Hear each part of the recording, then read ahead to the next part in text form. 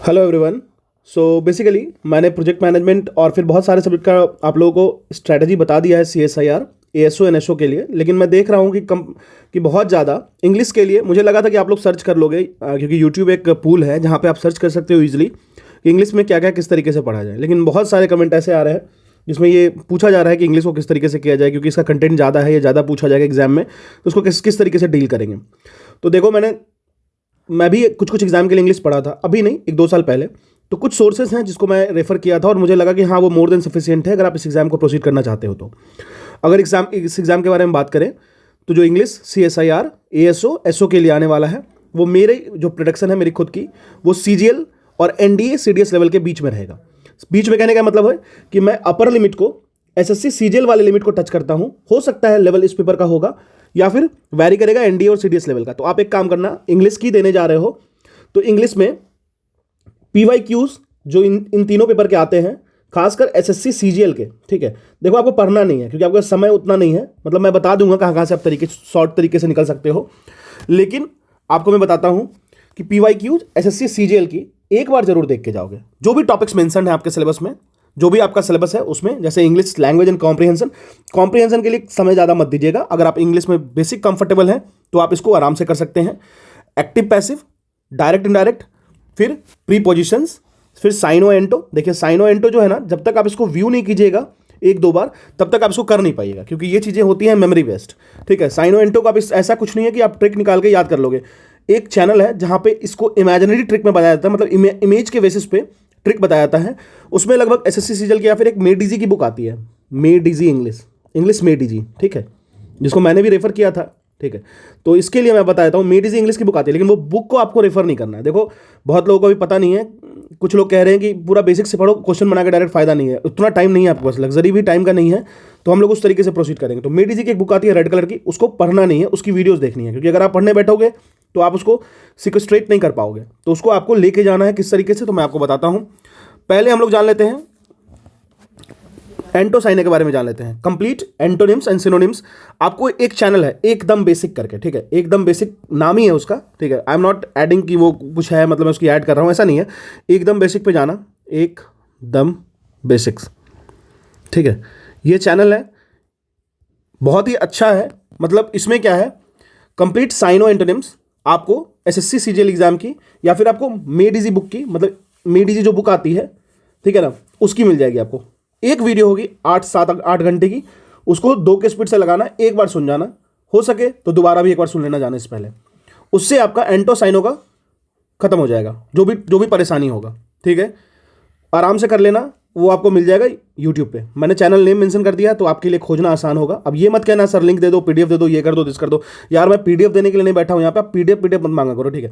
आप, मुझे समझ नहीं आता आप इस लेवल पे की एग्जाम की तैयारी कर रहे हो, आपको ये पता होना चाहिए कि टेलीग्राम पे इतने हजारों चैनल है जहाँ पे हर चीज़ की आपको PDF मिल जाती है।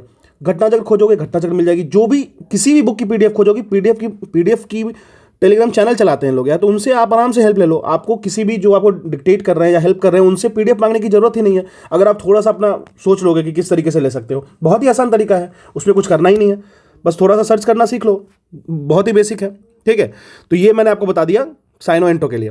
चलिए, अब अगर हम लोग बात करें सेंटेंस करेक्शन कॉमन एरर्स के लिए, ठीक है, तो मैं आपको बता देता हूं।